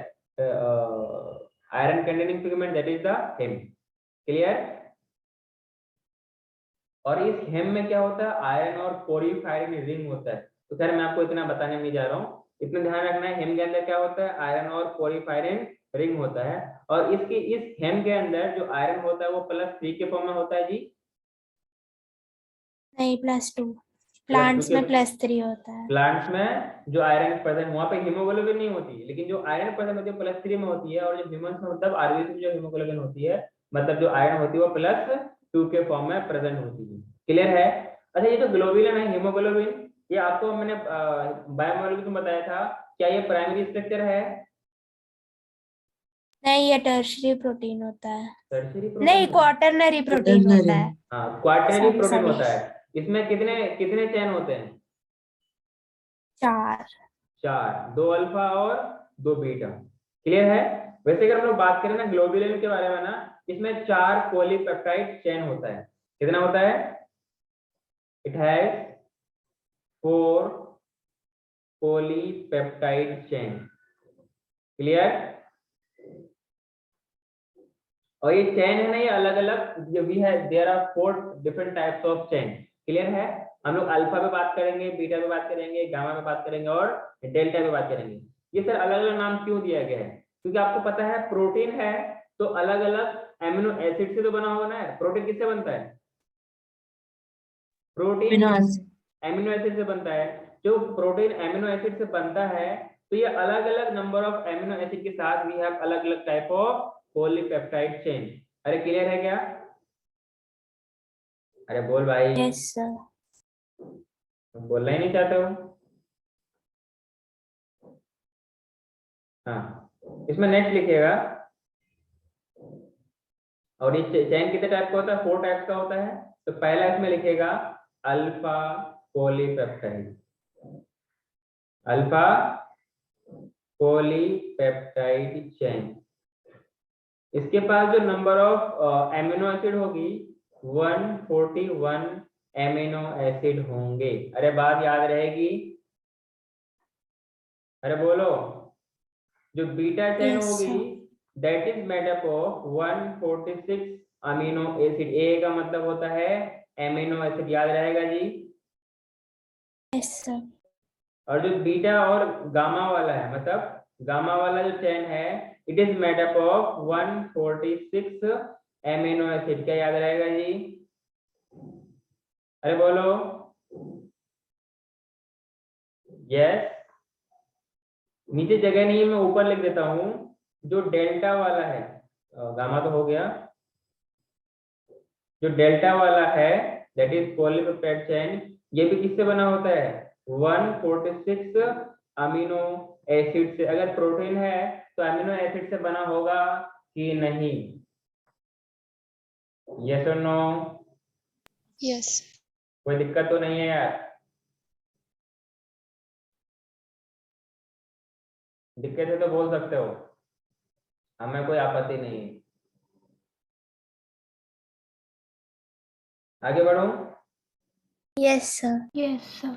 हाँ, तो मैंने बोला कि ये आपके पास 4 डिफरेंट टाइप्स ऑफ क्या है? पॉलीपेप्टाइड चेन है ना। तो इन 4 different types of polypeptide chain के सीक्वेंस के हिसाब से आपके पास 3 टाइप ऑफ क्या होता है? हीमोग्लोबिन होता है। क्लियर है? 3 टाइप ऑफ हीमोग्लोबिन होता है। तो इन 3 type of haemoglobin, 3 type of HB, 3 type of HB का मतलब 3 टाइप ऑफ हीमोग्लोबिन, इन चारों के कॉम्बिनेशन से बनता है। तो इनको हम लोग इन शॉर्ट कैसे बात करेंगे? HB मतलब क्या है? हीमोग्लोबिन। इसको नाम दिया हमने A1। इसको हम बोलते हैं एडल्ट हीमोग्लोबिन। जो एडल्ट में हीमोग्लोबिन होता है ना, वो कैसा होता है? HbA1 वाला होता है। क्लियर है? इसमें तो चेन होता है, 2 अल्फा होता है और 2 बीटा होता है, अगर आपको याद होगा तो। अरे हाँ कि ना? जो HB वाला दूसरा वाला हीमोग्लोबिन है, इनको हम लोग बोलते हैं एडल्ट टाइप 2 बोलते हैं। अरे बोलो। इनके पास क्या होती है? 2 अल्फा होती है और 2 गामा होती है। कहते याद रहेगा? एक हम लोग बोलते हैं HbF, इसको बोलते हैं फीटल हीमोग्लोबिन। फीटल जो फीटस में पाया जाता है। तो इसमें 2 अल्फा होता है और 2 गामा होता है। क्या इतना याद रख पाओगे यार? सर उसमें 2 डेल्टा और 2 अल्फा है ना? इसमें ऊपर वाले सेकेंड टाइप में में। ऊपर वाले में है आपके पास 2 अल्फा 2 बीटा। दूसरे वाले में आपके पास 2 अल्फा और 2 डेल्टा। डेल्टा। तीसरे हाँ, वाले में है 2 अल्फा और 2 गामा। ये आप कुछ और जानते हैं? हाँ जी, आपको कुछ और मालूम है? नहीं नहीं सर, मैं कंफर्म कर रही थी कि वो डेल्टा है। इसलिए आप पेपर एक नोट डाल के पॉइंट लिखना। ये मुझे इसका आंसर कौन देगा? जो फीटल की आरबीसी है और जो एडल्ट की आरबीसी है इसमें जो हीमोग्लोबिन मतलब एडल्ट जो हीमोग्लोबिन है और फीटल जो हीमोग्लोबिन है, ज्यादा ऑक्सीजन बाइंडिंग कैपेसिटी किसमें होती है, फीटल वाले में या फिर एडल्ट वाले में? बोलिए।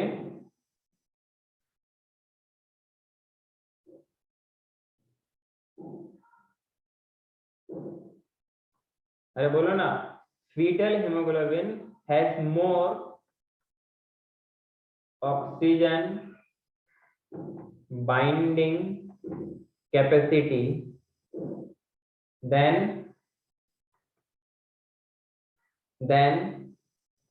Adult HB। अरे यस और no? Adult haemoglobin.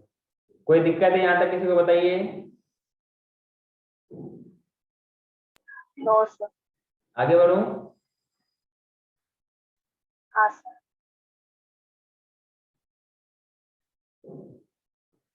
Moving to next. Next लिखेगा size of RBC. Size of RBC. Fast तो नहीं हो रहा है? अरे फास्ट हो रहा है क्या, बोलो? नहीं सर। नहीं सर। हाँ, अगर लोग साइज ऑफ आरबीसी के बारे में बात करें ना, बेसिकली इट इज 7.5 माइक्रोन पे बात करते हैं। बहुत बड़ा है ना काकड़े जी? हाँ जी? नहीं सर। बहुत छोटा? हाँ सर। तो मैंने बोला साइज ऑफ आरबीसी। हमने बात किया मैमेलियन आरबीसी के बारे में। सर ये बाइकन्केव होती है या बाइकन्वेक्स होती है?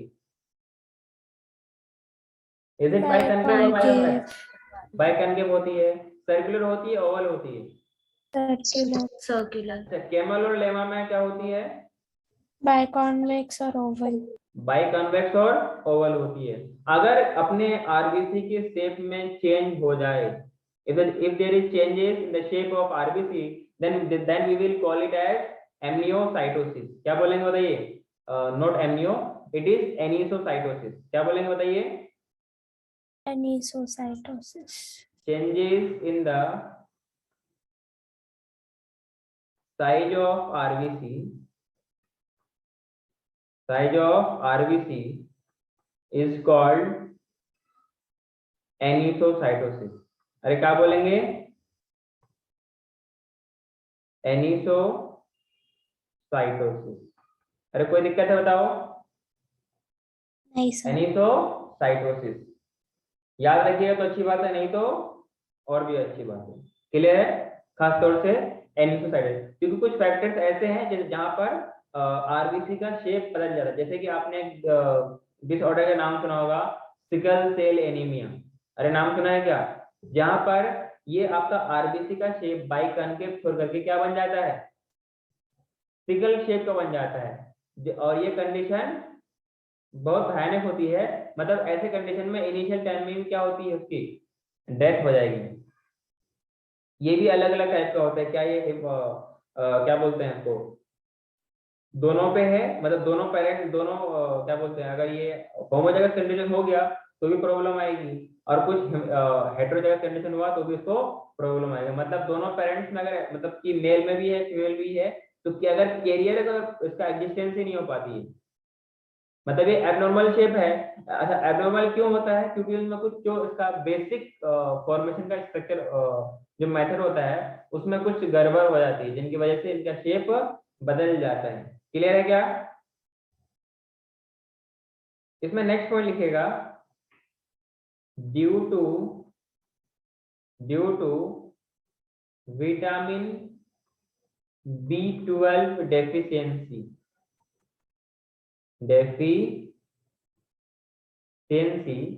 RBC becomes irregular.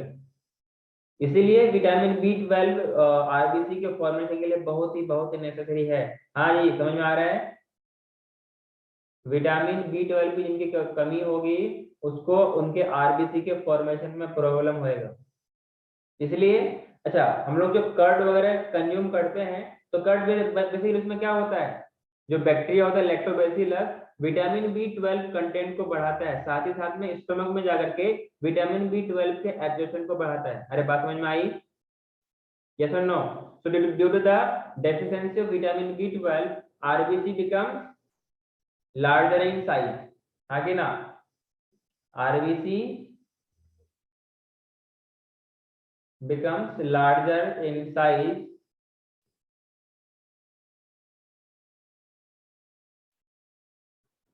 और ऐसे कंडीशन को हम लोग क्या बोलेंगे? मैक्रोसाइट्स। अरे क्या बोलेंगे? मैक्रोसाइट्स। आए हाँ कि ना? यस। Yes sir. Yes. और ऐसा आरबीसी कैसा होगा? इमेच्योर होगा, प्रॉपर काम का नहीं रहेगा। So these kind of RBC, these immature RBC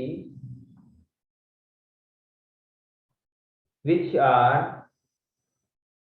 destroyed in spleen, ठीक है?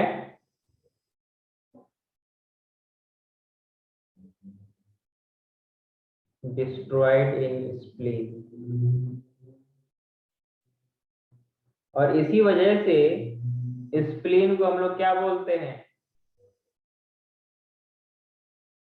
शमशान घाट ऑफ आरबीसी।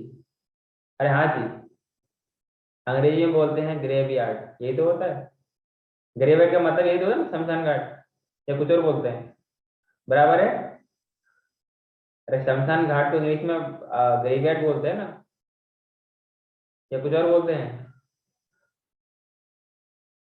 अरे बोलो, इसमें शर्माना क्या है? ठीक है। लेकिन इन आरबीसी में हीमोग्लोबिन का जो कंटेंट होता है, जो अमाउंट होता है, वो नॉर्मल होता है। क्लियर? आगे बढ़ो। अरे आगे बढ़ो क्या? हाँ सर। नहीं sir. Yes sir.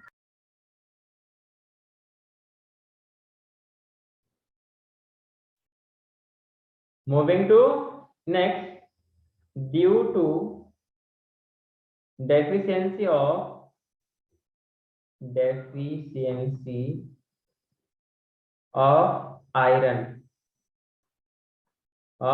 iron, Fe का मतलब आयरन होता है, आगे ना,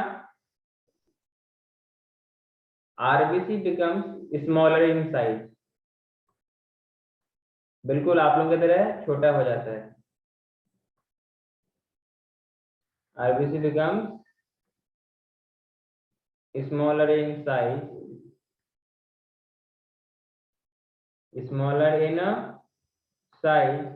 इसको क्या बोलेंगे जी? What we call them? Microsite. Microcyte. एक का नाम था मैक्रोसाइट, इसका नाम क्या होगा जी? माइक्रोसाइट। माइक्रोसाइट। क्लियर है? अच्छा, ये तो नॉर्मल आरबीसी है या एबनॉर्मल आरबीसी है? नॉर्मल। अगर एबनॉर्मल है, ये भी तो शमशान घाट में डिस्ट्रॉय होगा, हाँ कि ना? अरे आत्म क्या बोलते हैं इसको? अंतिम संस्कार। अरे क्या बोलते हैं? सबका अंतिम संस्कार होता है या होगा, ये फैक्ट है। पता है ना कि organisms are mortal except single cell organism, yes or no? अगर लिविंग वर्ड याद हो तो कहीं लिविंग वर्ड कहीं कोने में कहीं छोड़ना नहीं है, उसका एप्लीकेशन पूरे बायोलॉजी में होती है। तो मैंने क्या बोला? दीज आर डिस्ट्रॉयड इन, बोले कहां पर? स्प्लीन। लेकिन इसमें ओबेसिटी आयरन की डेफिशिएंसी है, तो हीमोग्लोबिन कंटेंट कम होगा या ज्यादा होगा जी? कम होगा। कम होगा। तो ये मैं लिखा नहीं रहा हूँ, यहाँ ऑलरेडी अंडरस्टूड है, क्योंकि आयरन की कमी है तो इसमें ये कम होगा। ठीक है, इसीलिए नोट डाल के लिखना,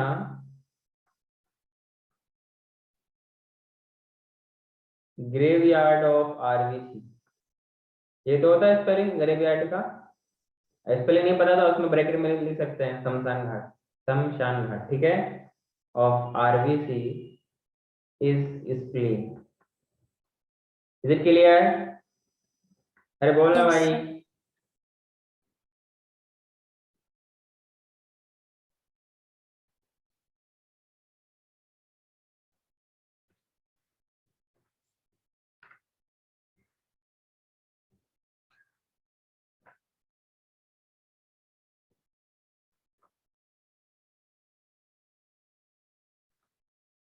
आगे बढ़ो।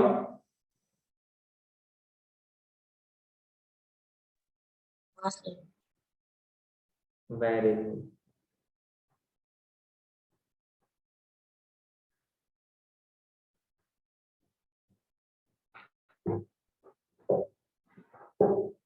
नेक्स्ट इसमें लिखिएगा शेप ऑफ आरबीसी में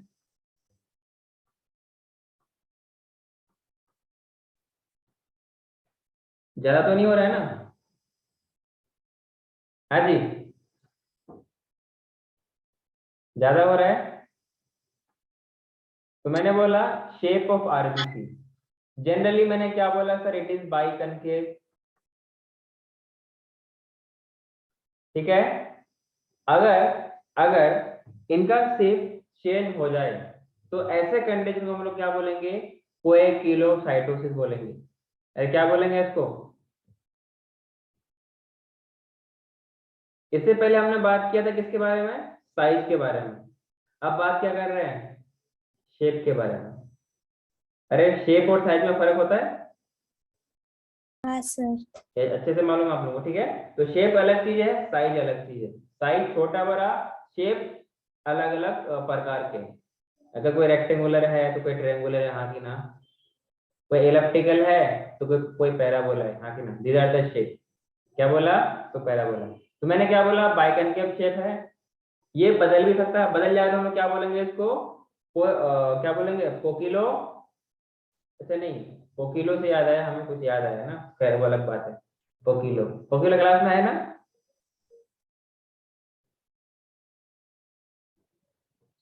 change in shape of RBC, तो ऐसे कंडीशन को हम लोग बोलते हैं कोएकिलोसाइटोसिस। अच्छा वो वाला क्या था, कोकिलो? किधर है कोकिलो? बोलना नहीं चाह रहे ना। कोएकिलोसाइटोसिस, कोई बात नहीं, होता है। बड़े बड़े शहरों में छोटी छोटी घटनाएं होती रहती है, ठीक है ना। एक कंडीशन है यूरेमिया। अरे कौन सा मिया? तो बोलेंगे uraemia. Uraemia. Uraemia it is a condition, क्या मतलब इसका बताइए? RBC becomes irregular. अरे बोलो।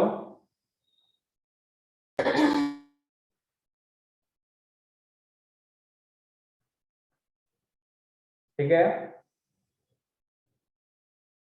अच्छा इर्रेगुलर शेप से याद आया, haemophilia, not haemophilia, it is sickle cell anaemia, जहां पर आरबीसी कैसा हो जाता है, सिकल। सिकल जानते हो ना, कुछ ऐसा तो होता है यार, कैसे बताऊं मैं। हाफ वो मून जैसा। हाँ हाँ, हाफ मून शेप का कुछ ऐसा करके देखा है आपने। क्या बोलते हैं, काकड़े और क्या क्या नाम है दोनों का, ऐसे तो होता है, तो बोलते हैं सिकल। तो कुछ इस टाइप के हो जाते हैं, कुछ उसमें बेसिक जो फंडास है, एमिनो एसिड वगैरह जो कुछ उसका है, जिनसे कुछ फर्क आता है, जिनकी वजह से उसका प्रोडक्ट भी चेंज हो जाते हैं, ठीक है ना। जिनकी वजह से वो कैसा होता है, इरेगुलर शेप, मतलब सिकल शेप का होता है, तो बोलते हैं sickle cell anaemia. Sickle cell anaemia. अच्छा एनीमिया किसे बोलते हैं, कोई बताएगा? iron deficiency, iron deficiency, anaemia. Anaemia बोलते हैं, अनाइमा क्या बोलते हैं? आरबीसी की कमी हो तो क्या बोलते हैं? अरे बोलो। एनीमिया। एनीमिया। एनीमिया। तो RBC becomes sickle shape. Clear? Sickle shape. till now anyone have problem? If without any hesitation he or she may ask. Aryan class में है? जी सर। तो वो वाला पॉइंट मैं लिखा नहीं रहा हूँ, जो मैं कुछ बोला आपको पूछा था कि अगर आरबीसी को हाइपरटोनिक सॉल्यूशन में रखेंगे तो सारे बच्चे एक बार में बोले क्या होगा? इफ वी पुट सुनो, if we put a RBC in a hypertonic solution, then what will happen? Water will move from RBC to surround. हाँ मतलब आरबीसी से बाहर आ जाएगा, मतलब it will Yes. shrink. When we put it on a hypotonic solution, then what will happen? swell, water will Will move. swell. अंदर आ जाएगा, जाएगा। अस्वल होने के बाद क्या होगा? Collapse. कोलैप्स है ना, फट जाएगा, फट बस जाएगा। बस्ट कर जाएगा, क्योंकि उनके पास सेल वॉल नहीं हुआ करती है। अरे हाँ का काकड़े कहानी होती है। हाँ सर, हाँ सर, मैंने पूछा क्या Cell नहीं होती wall. है? सेल वॉल नहीं होती ना, इसलिए वो फट जाएगा। लेकिन यहीं पर प्लांट सेल को रखते तो क्या वो फटता, क्या वो बस्ट करता? अरे नहीं ना, यही मौका है बोलने का। अभी ना बोलो तो फिर कॉलेज में मुश्किलें आएंगी, तो वो मुश्किलें आगे खत्म कर दो ना, समझा क्या? बोलते ना कह दो खुदा से कि हमारे क्या वो नहीं है, क्या बोलते हैं पोएम टाइप का, कि हमारे मुश्किलें बड़ी नहीं, जो कुछ मुझे याद नहीं हो। आगे बढ़ो क्या? अरे बोलो। इसमें नेक्स्ट Yes. लिखेगा लाइफ स्पैन के बारे में। आप लोगों की लाइफ स्पैन कितनी है? 100 80 years. years. अच्छा लाइफ स्पैन होती क्या है? अच्छा 80 ईयर्स। वाओ, आप तो फिर 100 साल जिए। आप लोग फिर 100 साल जो है, जुग जुग जियो, 100 साल जियो। तो लाइफ स्पैन बेसिकली क्या होती है? अरे लाइफ स्पैन होती क्या, मैंने पढ़ाया भाई। उनका एवरेज एज। हाँ एवरेज है, जैसे कि अभी तक बताता हूँ। It is the Time life, it is the between. period of life that a person that an individual can live from birth to death. That is the lifespan. Yes or no? अरे हाँ जी, अरे बोलोगे? Yes, sir.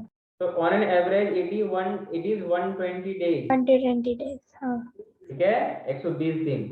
लेकिन range कितना याद रखोगे जी? 120 to 127 days याद रख पाओगे? हाँ जी, हाँ कि ना? अरे बोलना भाई।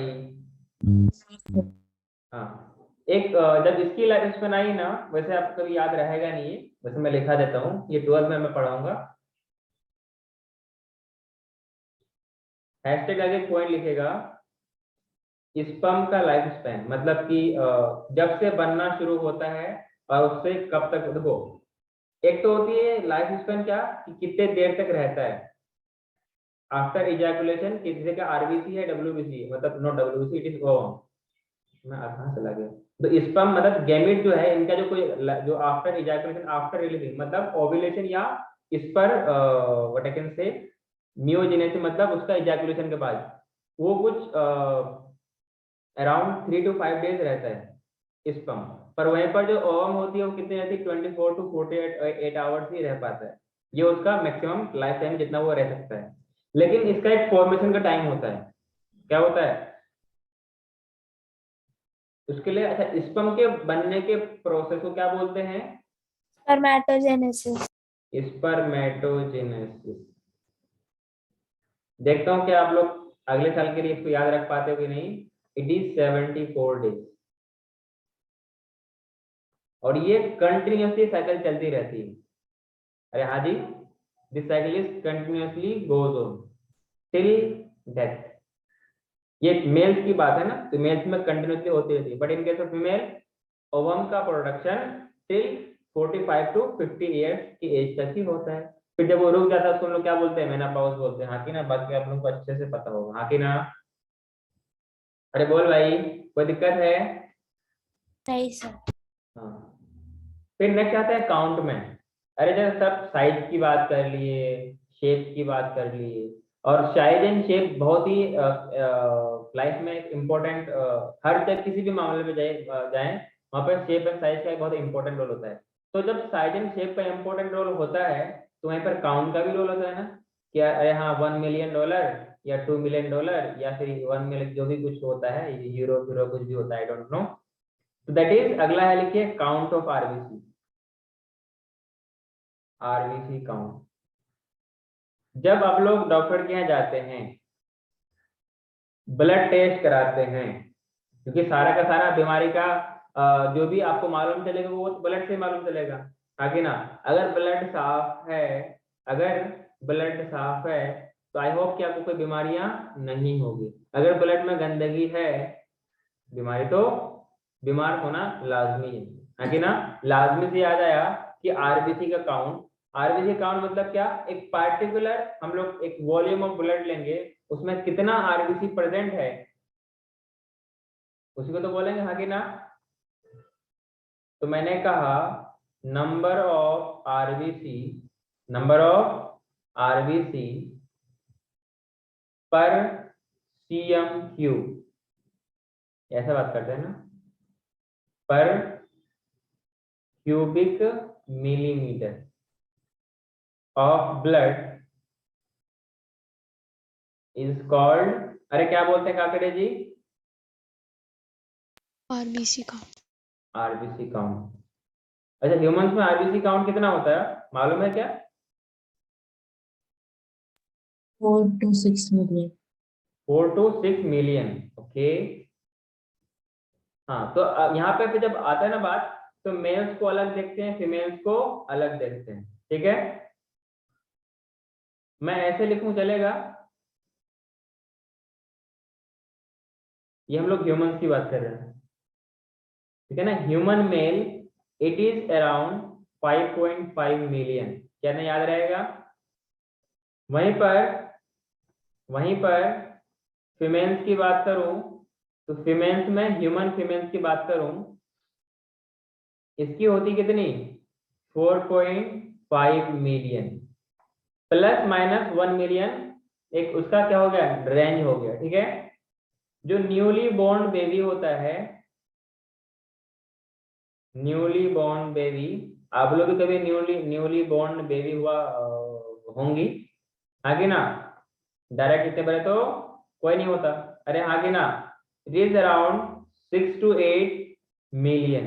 अब सोच, सबका भी बाप निकला ये, सबसे मम्मा से भी आगे निकला, पापा से भी आगे निकला, सबसे आगे निकला, कितना है 6.8 मिलियन, और ये प्लस माइनस 1 मिलियन आगे पीछे हो सकता है, ठीक है। इसमें लिख लेना प्लस माइनस 1 मिलियन। अरे बात समझ में आई। इसमें एक डिफेक्ट Yes, लिख sir. लीजिएगा, डिक्रीज इन आरबीसी काउंट, क्या बोलेंगे जी,